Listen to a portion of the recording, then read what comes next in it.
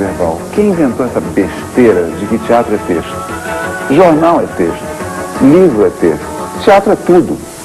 E não sou eu que estou dizendo isso. O grande gênio Richard Wagner falou isso exatamente há 115 anos, há 130 anos atrás, com a obra de Arte Total. Quer dizer, eu entro com a minha obra do Acaso Total, que é muito parecida, mas sem dúvida nenhuma tem a minha influência em Wagner, onde é tudo. O Gerald, ele pode não ter dialogado esse texto, mas na verdade, nos apontamentos dele, tudo é anotado, e cada cena dessa que tem um resultado esteticamente só visual, na verdade aquilo tudo foi, pelo que eu pude perceber, no seu princípio equacionado em palavras. As minhas peças são um problema meu, pessoal. E o meu problema, em cima desse problema pessoal, é de transformá-los em metáfora para que isso seja, então, apreendido, compreendido pelo público em geral, através de uma fantasia. Quer dizer, eu tenho que transformar um problema meu numa fantasia, numa imagem, num código de seduções, porque um pesadelo de imagens não é sempre uma coisa muito sedutora. Então existe um processo maquiavélico de transformar uma coisa terrível numa coisa lindíssima visualmente, portanto um sonho, uma fantasia que no qual o público pode ser incluído, e isso transforma a coisa toda em meta-teatro.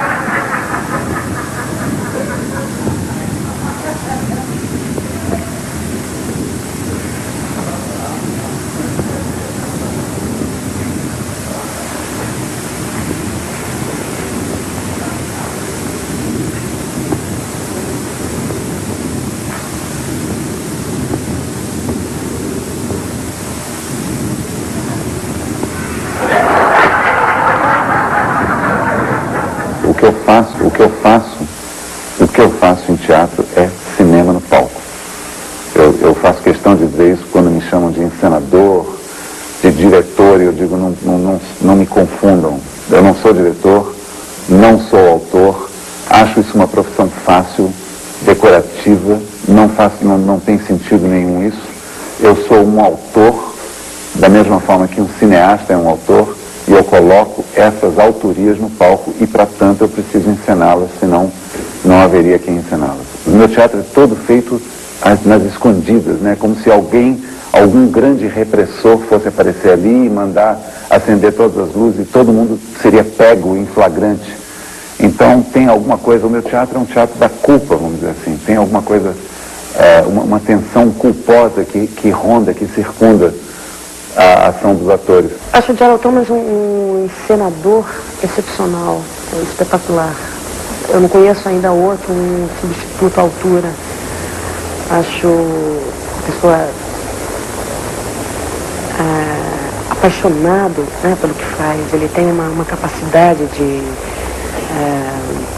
realizar imagens, colocar imagens oníricas no palco, imagens fabulosas no palco, que muitas vezes só é possível em cinema, e ele consegue fazer isso em teatro. O espetáculo dele é imagem, é sensação.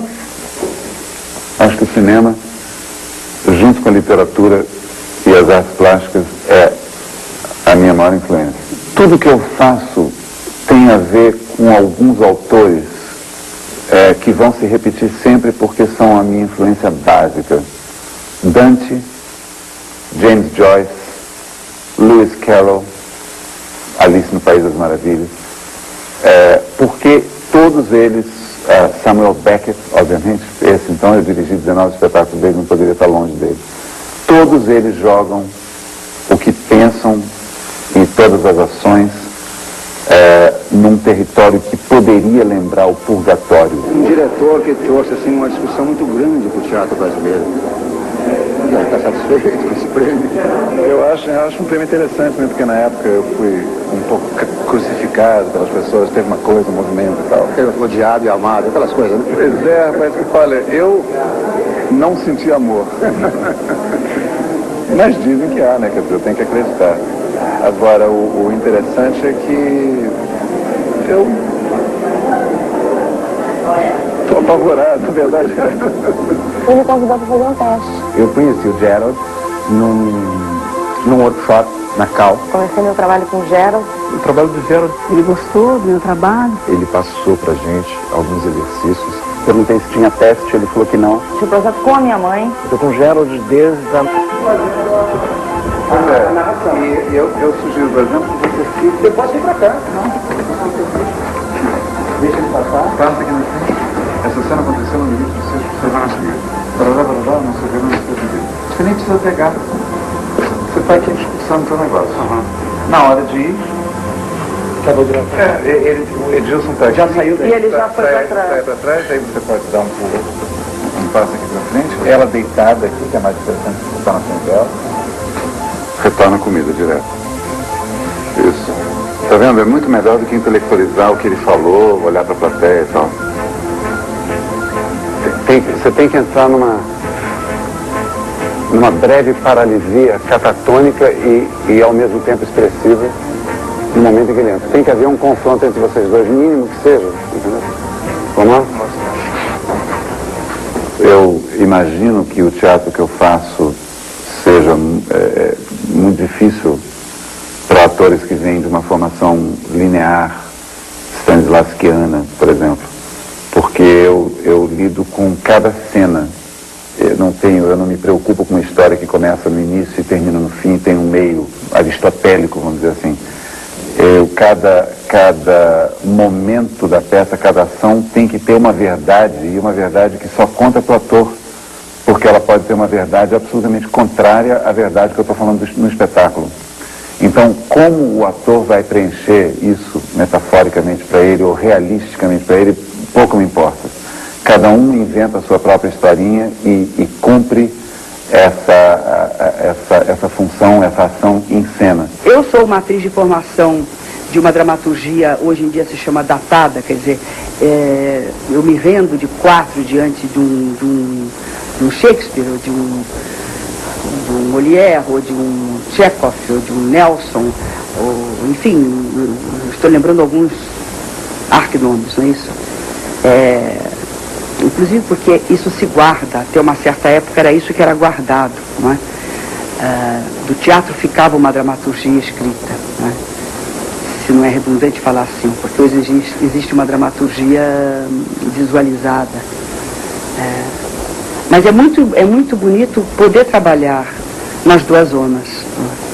E também saber entender quando um gestual ele pode substituir montes de palavras.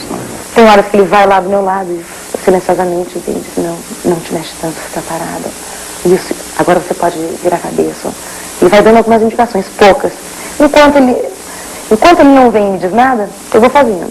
A minha tendência é de reger os atores musicalmente, é de indicar as pausas, a mão, a sobrancelha, a virada, é de indicar constantemente uma tensão que vem de fora do teatro? Eu acho assim que ele tem uma urgência no trabalho do Gerald.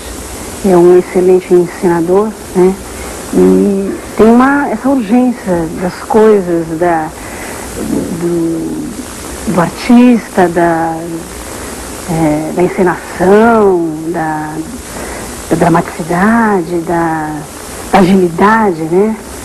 Uma coisa muito intensa, assim, muito quente. É uma maravilha trabalhar com ele, porque ele consegue tirar coisas, assim, de você que acho que é difícil um diretor tirar, porque tudo é permitido, entendeu? Ele não te limita. Então você põe tudo pra fora, daí ele vai pondo teus limites, assim, não, isso está demais, isso aqui não cabe. Eu faço questão de manter uma companhia. Eu, portanto, escrevo para atores que eu já conheço. Quando eu escrevo para Luiz Damasceno, Edilson Botelho, Duda Campos, Fernanda Torres, eu sei quem eles são. Eu sei como eles reagem a essa ou aquela frase. Eu sei que tipo de personalidade eles têm e sei com que tipo de imagem e de ação eles vão se associar. Então eu já escrevo com isso em mente. O Luiz Damasceno, por exemplo, é um gênio da comédia dell'arte. Eu sei disso. Eu sei como ele lida com o peripatético, com o melancólico e com a desconstrução de uma cena em 3 segundos. Eu sei como ele faz bem isso. Eu sempre fiz teatro. Não de sofá e copo de uísque na mão, né? Aquela coisa, como isso tem passado. Sente-se, por favor, essa coisa não. Mas era um teatro mais convencional, tinha um texto pronto, onde o diretor armava e tal. Aqui a coisa é criada junto com a gente, né? Ele escreve para os atores, ele sabe com quem ele está trabalhando. Isso só pode ser feito num grupo, onde as pessoas trabalham muito tempo. De outra maneira, não há condições.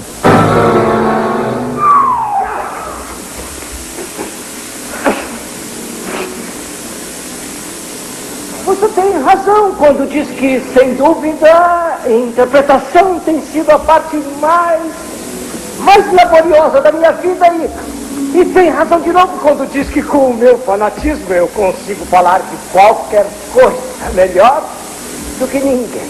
Eu sei que como o Ludoval Campos, por exemplo, é um galã. Então eu boto para ele cenas de galã. É muito incrível, porque é você ter ali o dramaturgo do teu lado, entende? Ter o encenador do teu lado o tempo todo.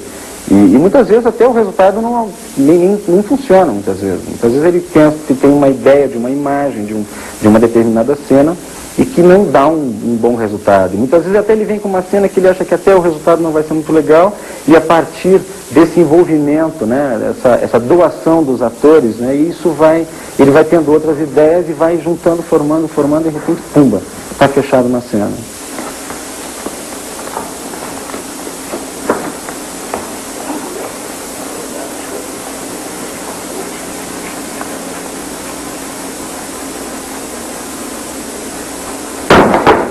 Eu sei que o Edilson Botelho é uma pessoa que é lenta e observadora, que puxa todo o carisma dele, a plateia então é sugada pelo carisma dele. Eu sei que Fernanda Torres é uma palhaça e que vai lidar com tudo da forma mais palhacística e engraçada possível. Então não tem muito problema. Eles, quando recebem o texto e a cena, já se reconhecem incluído na cena. A cena foi escrita especificamente para eles. Ai, que vida, viu? Que vida, viu? Poxa! Agora eu vou falar, viu? Agora eu vou desabafar aqui. Poxa, fico eu aqui nessa situação. Olha bem a minha situação aqui. Aguentando todo tipo de humilhações, calada, de uma forma positiva, porque eu sou uma pessoa positiva aí com a minha vida. Mas aí vem você do meu lado e faz uma porcaria dessa, por favor. E ninguém aí para me ajudar, vendo uma pessoa na situação, pegava a bandejinha, botava a bandejinha pro lado, não. Cada um aqui só pensa em si, tanto de incompetentes. Ele tem uma ideia que é um embrião de cena, aí ele vem pro ensaio. Se esse embrião de cena não rolar com seus atores, ele entra em pânico e a gente também. Porque depende daquilo ali ser entendido pelos atores Então essa ideia também de que o ator no teatro do Gerald é um mero elemento, um objeto de cena, é um absurdo, porque na verdade ele cria baseado nos seus atores. Então ele vem com um pedacinho de cena, aí a gente faz, ensaia. Aí daquilo que foi naquele ensaio, à noite ele vai para casa e escreve mais um pedaço. Então é um quebra-cabeça assim, feito aos poucos. E que depende muito do que o ator assimila. Então ele escreve em cima do que o ator está dando. É um teatro inteiramente baseado no ator, ao contrário do que muita gente pensa. Eu acho que eu sou instrumento daquele diretor que eu estou trabalhando, enquanto ator. Porque não sou eu que estou criando aquele espetáculo. Eu fui convidado para integrar aquele elenco, aquela companhia, e para fazer o trabalho X. Então eu acho que eu tenho que trabalhar em função do diretor. Eu acho que eu tenho que defender, mesmo que seja canalha e tudo mais, mas eu tenho que defender o meu personagem. Acho que a liberdade de você poder estar no palco e experimentar tudo que você quiser. Embora eu sinta que eu não usufruo, assim, exatamente dessa liberdade, ainda sou meio presa. Mas o Gerald tem isso, você pode se colocar. E essa coisa do espetáculo mudar todo dia, se possível, né? Ele está ali na coxia e a cada dia tem uma mudança. E isso cheira muito a vida, né? Eu sou super envolvido, né, com o trabalho do Gerald, porque eu sou o produtor dele e ao mesmo tempo trabalho como ator. Eu acho super estimulante, assim, cansativo, sem dúvida, mas é trabalhar com um artista, né? O Gerald não é um diretor de teatro na asepsia da palavra, né? Ele é uma coisa, ele é um artista, um criador, então você ensaia e o espetáculo também é um processo de aperfeiçoamento do espetáculo e da sua performance como ator. Ele muda muito, porque ele quer a visão de todo mundo, entendeu? Mas acaba sendo rico, por isso, estimulante e gratificante também, né?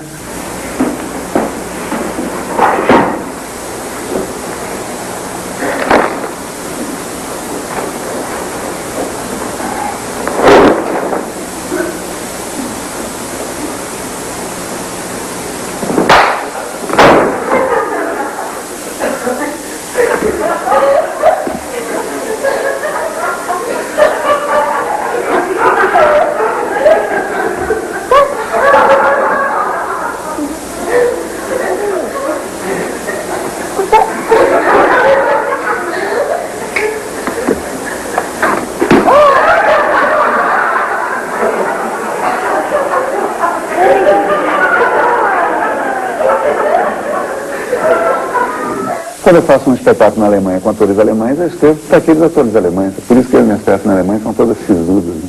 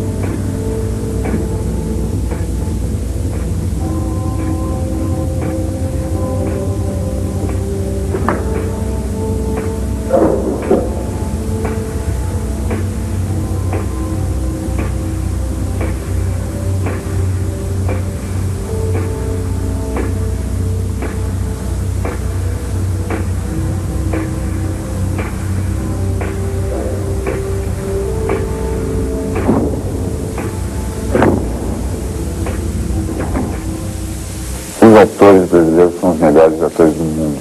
São atores maravilhosos, que têm uma absoluta fome de fantasia, que são atores que, como os russos também são, como os poloneses também são, se jogam absolutamente em tudo, não têm medo e, muito importante, não sofrem tanto dessa coisa de academia.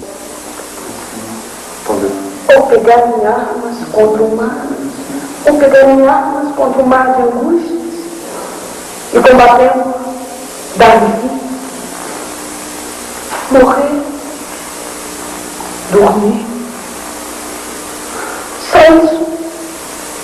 E com sono dizem extinguidores do coração e as mil mazelas naturais, até a carne surgir. Eis uma consumação ardentemente desejada. Morrer. Dormir. Talvez sonhar. Ali está a coisa. No meu caso, acho que tivemos a sorte de coincidirmos, né, com as nossas, acho que nossa sensibilidade sempre bateu muito um com o outro. O que ele queria, para ele eu respondia imediatamente. Era muito feliz, sempre fui muito feliz nesse sentido. Eu cheguei a assistir ensaios várias vezes, mas eu nunca acompanhei assim cotidianamente. Então é muito difícil você ter uma visão. Eu já ouvi depoimentos contraditórios, quer dizer, já ouvi depoimentos no sentido de que o estilo dele como encenador delega muito poder de criação aos atores, né? De que ele mais ou menos desenha uma expectativa qualquer que ele tenha, mas que a construção, digamos, da cena do ponto de vista do ator é feita exclusivamente pelo ator. E eu já também ouvi depoimentos contrários, quer dizer, de que ele prefere que o ator não pense, prefere que o ator não sinta, prefere que o ator seja um boneco tão vazio quanto possível para que ele possa, digamos, marionetar esse ator de um ponto de vista externo, gestual, etc. Eu não sei dizer. Então você vai fazer a entrada agora.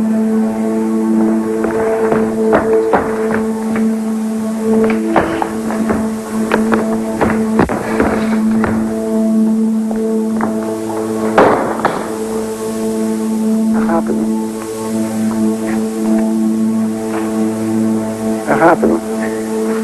Eu sou um artista. Eu sou inventivista, incentivista, pessoalista, individualista, e eu acho que a fricção, a competição está com cada pessoa. Não adianta pensar em coletivização, não adianta. É claro que um sistema social tem que lidar com serviços básicos, é óbvio que saúde, educação, alimentação isso já é óbvio, isso não precisa ser discutido, isso é normal para mim. Fui motorista de ambulância na Inglaterra, fui provador de café na Inglaterra e fui da Anistia Internacional do setor que lidava com o Brasil. Eu dou bastante dinheiro para uma coisa chamada Greenpeace. Eu detesto ficar preso em trânsito, eu detesto trâmites burocráticos. Eu acho que casamento tem uma tendência terrível de fixar, de amorfizar as coisas. Eu acho isso muito perigoso. Mas eu não acho que seja um medo. Por exemplo, eu estou fixado em Nova York há 18 anos. Antes disso, eu estava na Inglaterra há 20 anos, quer dizer, não tenho esse problema especificamente. Agora, eu tenho um certo medo do conforto, realmente. Quando eu começo a me sentir muito confortável, as formigas começam a tomar conta do meu corpo e eu sou obrigado a me movimentar.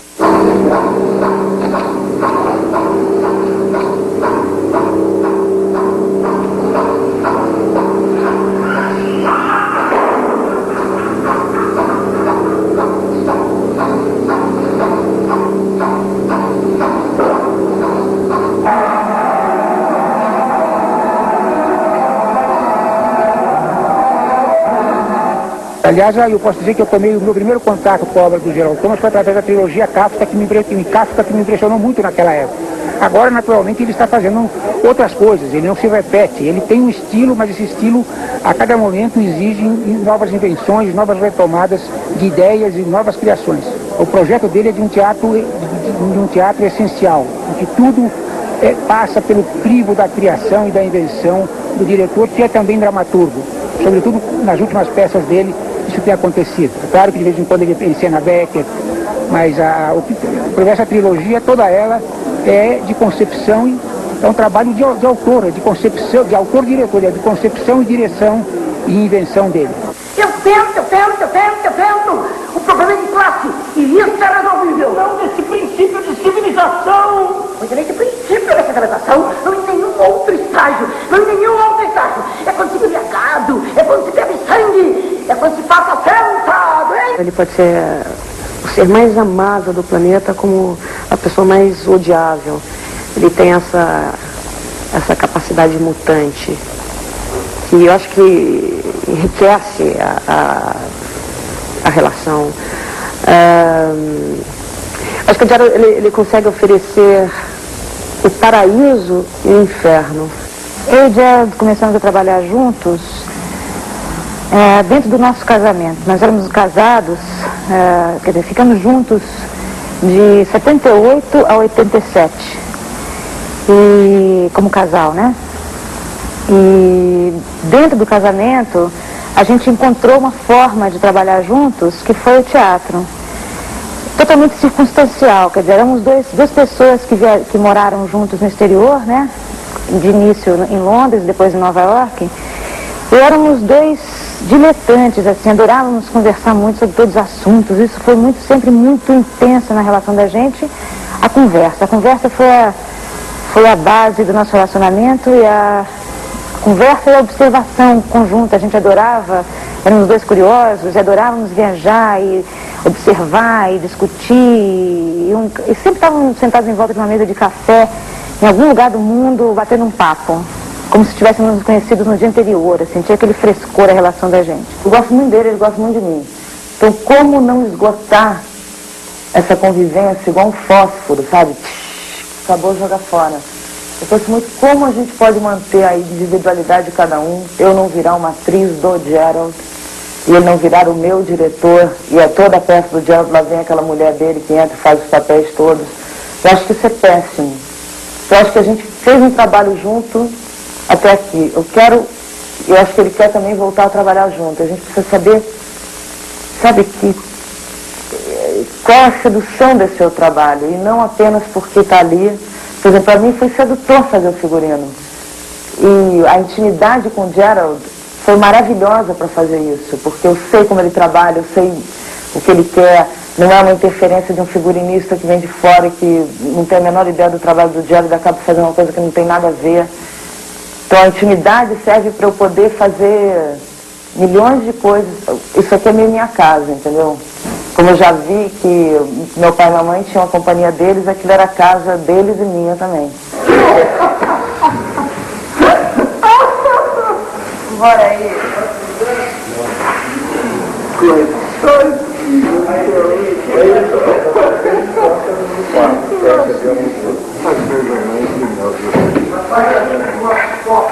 Eu considero o trabalho do Gerald sempre um trabalho em processo, quer dizer, nunca é um trabalho que você assiste e se você for daqui a 2 meses você vai ver a mesma coisa. Você assiste e se você voltar lá daqui 2 semanas é uma coisa completamente diferente, se você voltar daqui 1 mês é uma outra coisa completamente diferente. Então ele é um artista que está elaborando a cada momento a sua obra. Eu sempre estou insatisfeito com tudo, quer dizer, um espetáculo para mim nunca está pronto. O primeiro dia, depois que estreamos, acho que foi o primeiro ou segundo dia, a gente sentou lá e a gente começou a conversar, sentamos no camarim, começamos a conversar, o elenco inteiro. Então a gente vai mudar, tá, essa parte do espetáculo e aquela hora que senta, você não entra mais, você entra por ali, mas não vai pensar, não, tudo certo, tudo certo. Eu fiquei apavorado, ele veio, falou, não, Vera, começa a se acostumar que esse é o nosso processo. De um assunto sai uma cena. Cada cena tem um desenho rígido com o qual eu começo a trabalhar, mas isso durante os ensaios vai se modificando, quer dizer, eu penso nos atores idealmente, mas eu enquanto você está num computador, você não imagina que aqueles atores vão encontrar dificuldades físicas, quer dizer, não são 3 passos até aquele lugar, são 7 passos, e para aquele fazer isso já são 3 passos, então já entrou numa descoordenação, então tem que ser coordenado de novo. E aí entra o papel dos atores, que fazem disso a sua própria vida e vivenciam aquilo muito melhor do que eu. Então eles acabam alterando aquilo e juntos acabamos chegando a um consenso que começou com aquele desenho rígido. Se a cena que ele propõe não é resolvida em cena, ela ou é cortada ou é mudada, mas nunca é conversada sobre... Às vezes se conversa, é claro, por que a cena não está andando, qual é o problema, mas geralmente uma cena que emperra, ela vai ser cortada. Ela é resolvida na ação, entendeu? Existe existe uma decupagem quase que cinematográfica. Eu comparo imagem com imagem, vamos dizer assim, ação com ação. O que me importa é que o público veja, mais do que qualquer outra coisa, é uma carga de ação e emoção e razão juntos. Isso dá um enorme trabalho. Isso é um trabalho gigantesco de tentar unir a força de uma música, a força de uma imagem, a força de um intelecto. Isso tudo tem que entrar em questão de segundos e tem que pegar a plateia em cheio numa porrada só. Elas são decupadas de uma forma semelhante, vamos dizer assim, ao ritmo, ao biorritmo que um samba tem com as suas quebradas. Tem a razão batendo ali, junto com o coração, que tem uma tentativa de identificação, que é o segundo surdo, e tem o relaxamento total de dizer, vai para onde estiver aqui, que é o terceiro surdo. É por isso que eu uso surdo na marcação. Até em Viena, na ópera Tracing Narcissus, que eu estou fazendo, até nessa ópera os ensaios são marcados a surdo, sendo que eles nunca viram esse instrumento na vida. Né?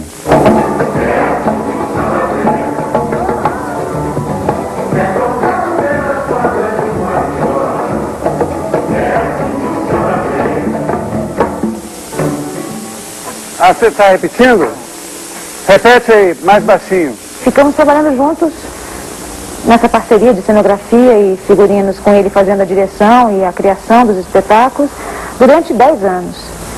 E é difícil dizer, é difícil estabelecer exatamente o procedimento que a gente usava para trabalhar, mas, como eu falei antes, a conversa, o bate-papo, a conversa excitada, a conversa frenética, como vocês veem, eu falo muito, ele também, foi a fonte de todos os, da origem de todos os trabalhos. Nessas conversas estabelecia-se que geografia que a gente ia trabalhar no próximo espetáculo, e disso eu ia para o meu canto fazer disso o cenário, e ele ia para o canto dele fazer disso um espetáculo de atores e de texto.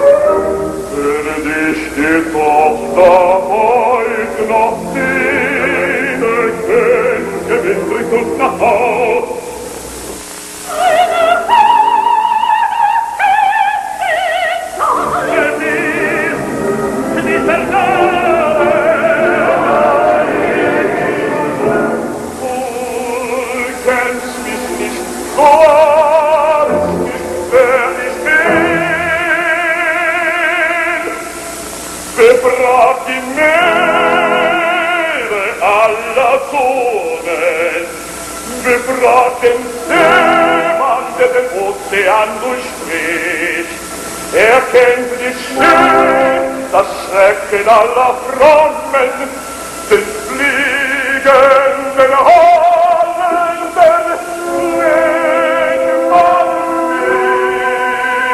mich.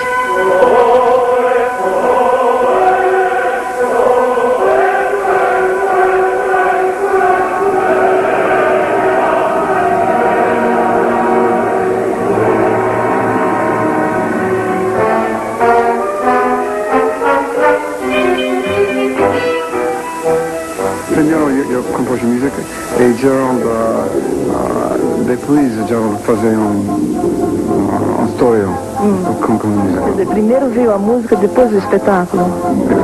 É uma obra que eu considero completa. O importa é que no fim das contas existe uma química, entendeu? Assim, fascinante, que eu vejo o sangue dos três, né? He's in 86 and I met him on Paulo Rosicá.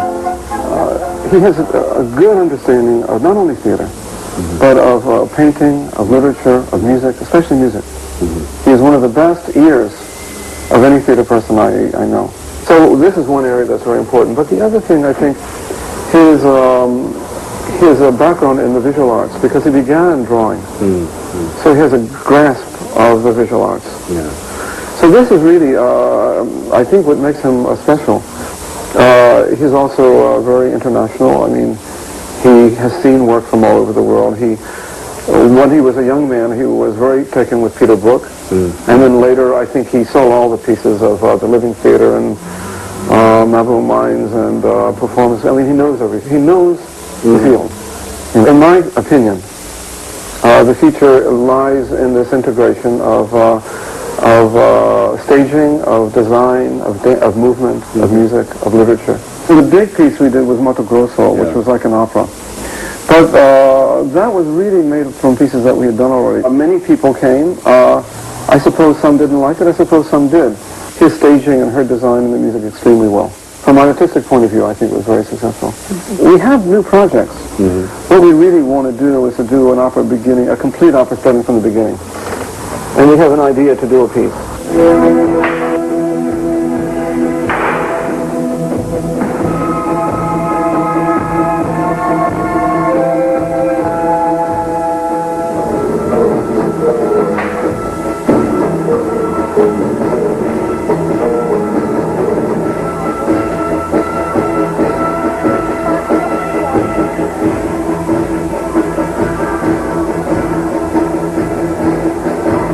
Pode agradar mais um egocêntrico do que uma discussão sobre a sua obra.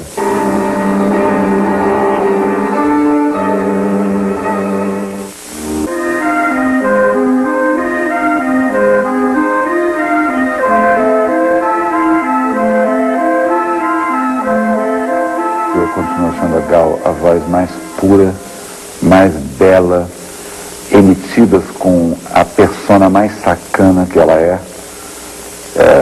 Essa combinação, de novo, como Caetano, lúcida, híbrida, lúcida, dessas combinações todas, é um material maravilhoso para brincar com ele. Eu acho que ele é o rei da cena, ele sabe armar uma cena no palco como ninguém, como nenhum diretor brasileiro, e eu acho as coisas que ele faz extraordinárias, eu gosto muito.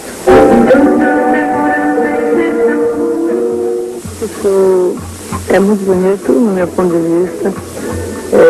Cenicamente, eu acho que ele traz novidades, entendeu?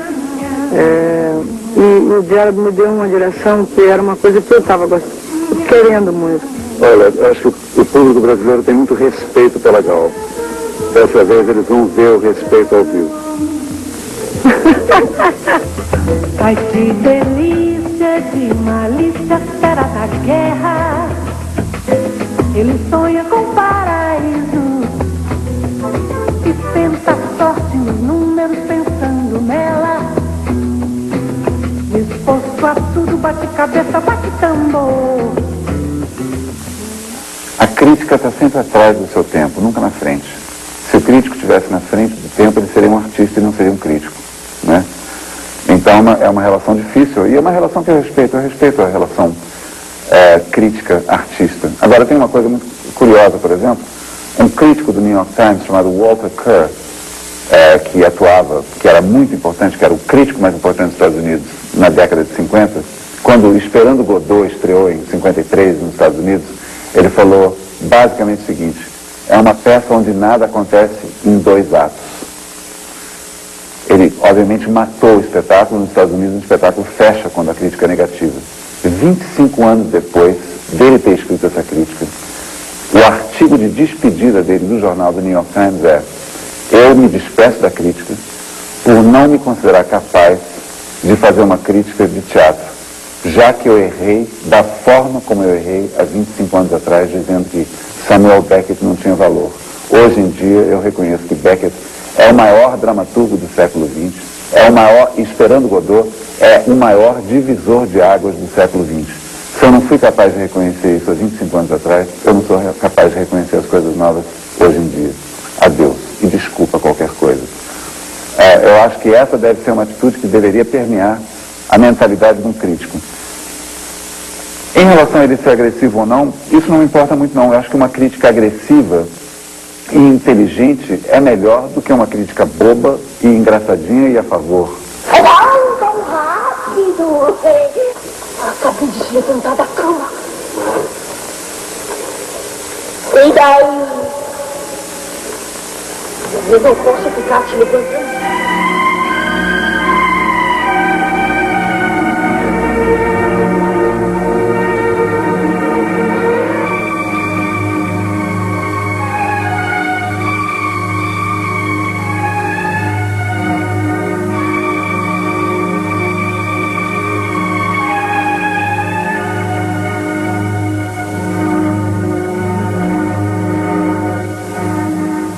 pessoas que tanto fazem crítica no Brasil não têm noção das referências do que arte é hoje em dia no mundo, ou seja, a individualidade que a arte representa, a vontade competitiva que o artista tem de colocar o seu individualismo na ponta do capitalismo competitivo.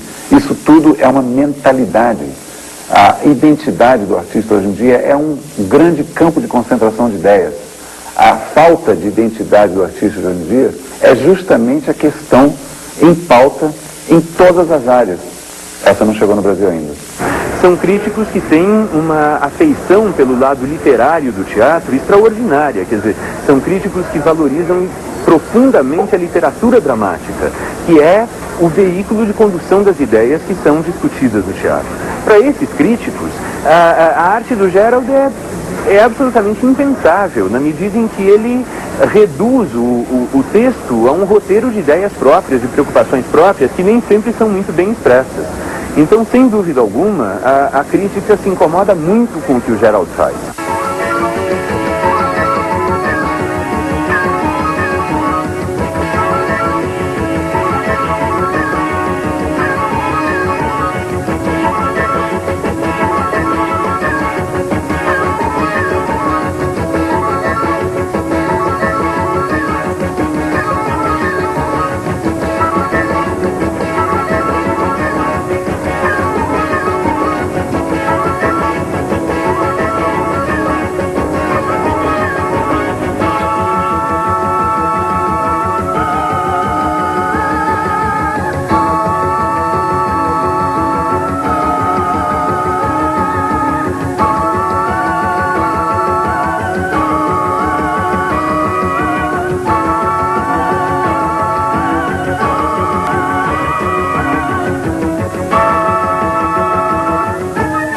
Diretores de teatro no Brasil, esses são problemáticos. Não existe uma fluência fantasiosa, não existe um universo de obsessões e divisões que eles possam expressar. Não são artistas visionários. Esse é o problema. Então, quando eu reclamo da classe artística brasileira, teatral, de jeito, eu não estou falando de atores de jeito nenhum. Os atores são absolutamente fantásticos. Estou falando da mediocridade, da incompetência desses diretores de trânsito que cumprem funções que já são poucas e eles fazem mal o que fazem, por falta de visão, por falta de ter o que dizer. E os autores também. Tem muito pouco autor no Brasil. Não sabem e não têm o que dizer. A não ser uma colocaçãozinha social, política sobre a situação econômica de agora. Imagina, isso nunca levou a sociedade para frente, isso nunca levou a essência do ser humano para frente. Eu acho que o teatro do Antônio Filho, por exemplo, é um teatro, digamos, folclorizado, muito mais referenciado numa preocupação de enraizamento nacional. É possível fazer um outro tipo de contraponto também com o teatro do Zé Celso Martínez Corrêa, que é outro grande diretor brasileiro, né? Como sendo um teatro muito mais dentro de uma tradição de um teatro político, de um teatro de subversão, e eu não vejo esses ingredientes políticos, pelo menos no sentido combativo, militante, como o que existe no teatro do Zé Celso. Eu não vejo esses ingredientes no teatro do Gerald Thomas. Eu acho que acaba sendo útil essa pluralidade de estilos dentro do teatro brasileiro. Acho que, independentemente de se preocupar em dizer quem tem razão, quem não tem razão, quem faz melhor, quem faz pior, eu acho que todos esses grandes diretores têm momentos mais felizes, momentos menos felizes do ponto de vista de realização artística. Acho que isso é normal. Acho que o importante é haver essa riqueza, essa pluralidade de pontos de vista, essa divergência, essa dissonância entre o que cada um deles faz, né? Eu sempre cito Caetano Veloso como sendo o maior gênio que eu já encontrei em vida junto com Samuel Beckett. Haroldo de Campos é um gênio, na minha opinião, por tudo que ele sabe, que já é uma dádiva de Deus, e tudo que ele transcriou e reinventou para a sua própria época, para a sua sociedade. Eu acho o Zé Celso é um gênio por tudo que ele é. Não pelo teatro que ele faz, mas por tudo que ele pensa, como ele se expressa, pela maneira inquieta dele ser, por ele ser um jovem. Ele consegue, então, ser um gênio, tendo 57 anos de idade, consegue ser um jovem de 16. O Antunes é um excelente e versátil diretor de teatro. Gênio, não sei. E nem cabe a mim dizer isso, é besteira, gênio. Não é o Oswald de Andrade que dizia que o gênio é uma grande besteira? Concordo com o Oswald. Meu Deus, eu te agradeço por tudo, mas eu estou tão frágil e desumanizada. Eu não posso lidar com esse tipo de delírio quando os meus próprios já estão em estado tão avançado. Isso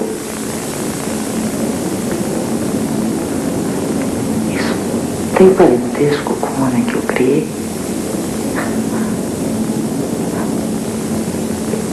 Isso tem parentesco com o homem que eu amei?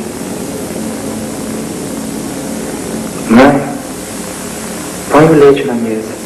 O Antunes, o Gerald, o Zé Celso, o Moacir, Gabriel Vilela, todos eles têm preocupações muito definidas com determinadas áreas de pesquisa, de linguagem, com determinadas visões do mundo do teatro, com determinadas formas de criação. Claro que uma opinião dele a respeito de uma cena minha me influencia.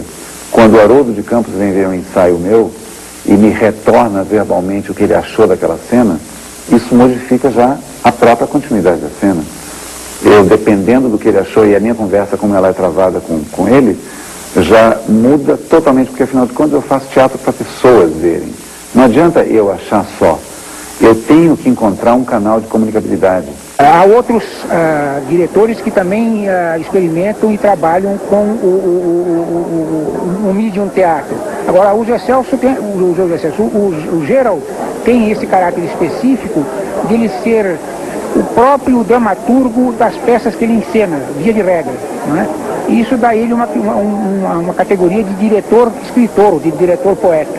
O palco para o Gerald é o papel em que ele escreve todo esse ímpeto poético que ele é capaz de desenvolver em torno da personagem, em torno das situações.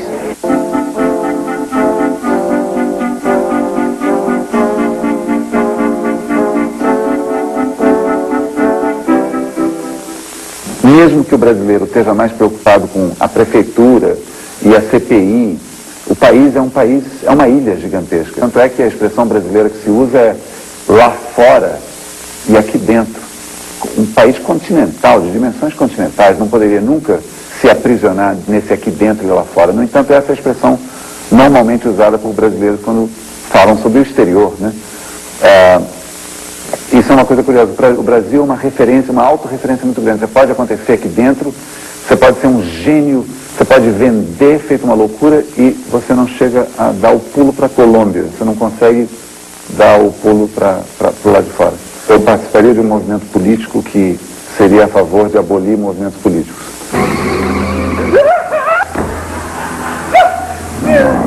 Faz isso por esse homem. Lembra do que ele já fez por você. Que te custa lhe dar esse último presente.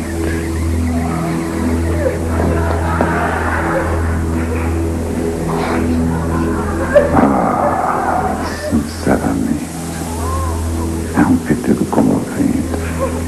Como você pode pensar em recusar? Esse homem! Esse homem é um ator! Seria capaz de vender a própria mãe! Não, é delírio você! Você, com essa melancolia! Vamos lá, faz a barba dele, porra!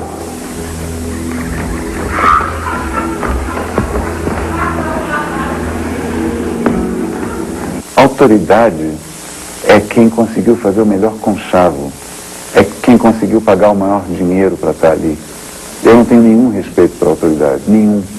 Autoridades são aquelas pessoas que fizeram todas as concessões, fizeram as maiores porcarias do mundo, as maiores nojeiras do mundo para poderem ocupar esses cargos. Eu posso respeitar uma pessoa dessa?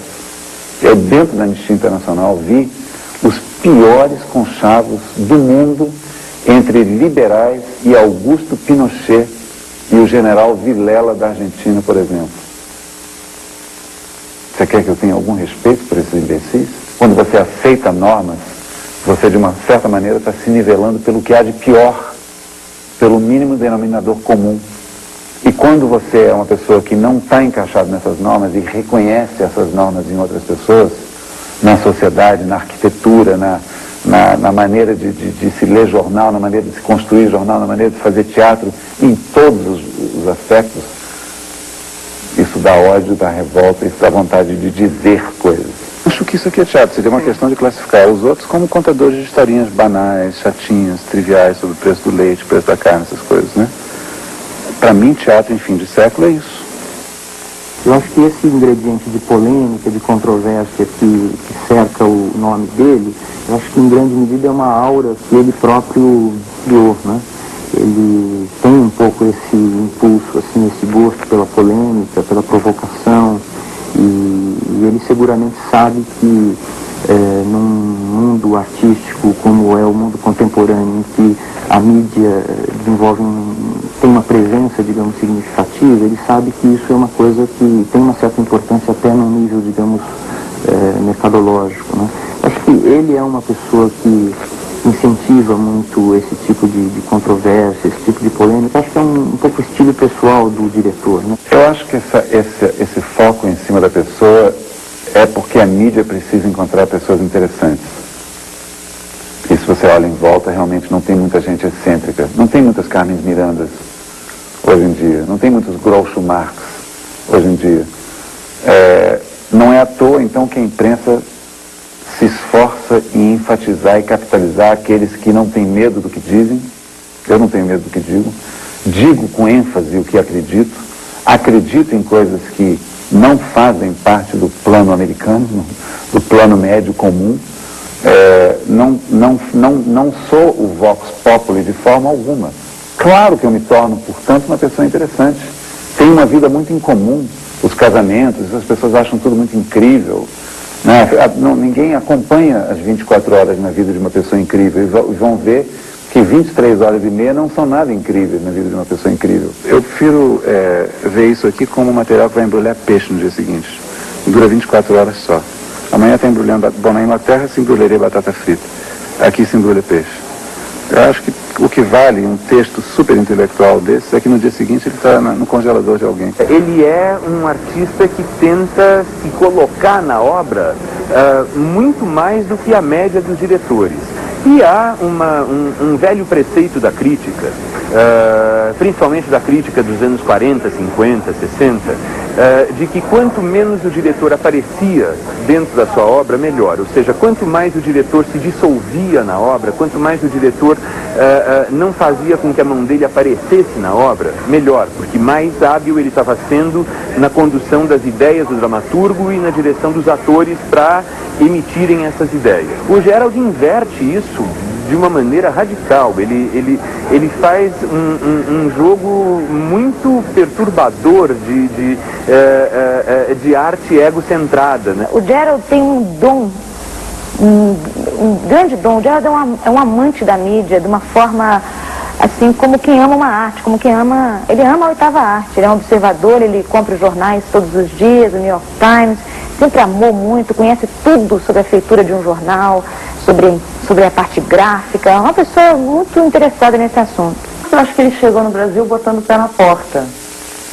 E eu acho que ele não tem medo de dar declarações bombásticas na imprensa. Ele é o Mr. Mídia. Eu nunca vi alguém lidar tão bem com a mídia. Tão bem no sentido, não... É tão sem medo, tão sem vergonha com a mídia. Então ele é um prato cheio para a mídia. Ele sai falando as frases mais escatológicas. Ele chegou e disse que o teatro não existia no Brasil. E não tem o menor medo disso. E ele aguenta as consequências. Isso foi criando essa imagem de uma enfant terrível. Que eu acho que ele se alimenta dela também. Isso é a imagem pública do Gerald, que ele construiu. E outra coisa é ele. Eu fui ver um desfile de moda que o Gerald fez um pedaço. Era maravilhosa a entrada dele, mas eu olhei depois de muito tempo e falei, olha gente, é o Gerald que eu via antes.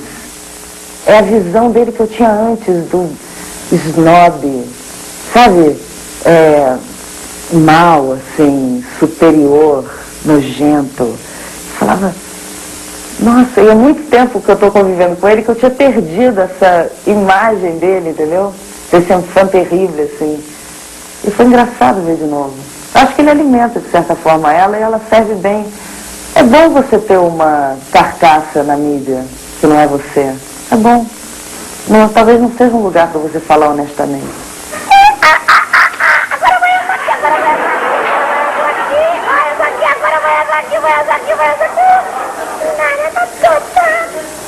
Essa aqui? Pera. Puxa, isso aqui eu não posso, isso aqui eu não posso, isso aqui eu não posso. Poxa. Fiquei completamente sem opção. Joga mal, mas joga rápido! Joga mal, mas joga rápido! Então eu vou jogar essa cartinha. Coitadinha da filhinha! Coitadinha da filhinha!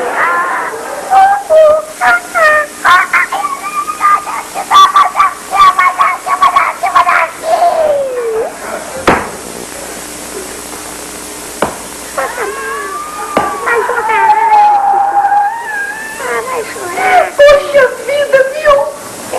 Poxa vida! A gente tem o joguinho da gente, né? Aí vem uma pessoa e joga uma carta dessa aí. Acabou com o meu joguinho todinho. A pessoa é a mãe. Ah, joga sozinha, tá? Ele tem um papel bastante definido no sentido de procurar caminhos, de propor ideias, de buscar novos objetos para o teatro. O teatro é uma arte muito complicada, é uma arte que se faz ao vivo, é uma arte perecível. E o Gerald está trabalhando em cima desse fio de navalha, desse campo minado. Ele não procura nunca o fácil. Qual é a função do artista, se não gerar alguma inquietação sobre a condição humana, sobre as nossas origens, os nossos fundamentos? Se eu falar coisas que as pessoas sabem, eu mesmo me torno redundante, obsoleto. Abraçar todos vocês. Como se fosse. E olhe que ainda não falamos de amor.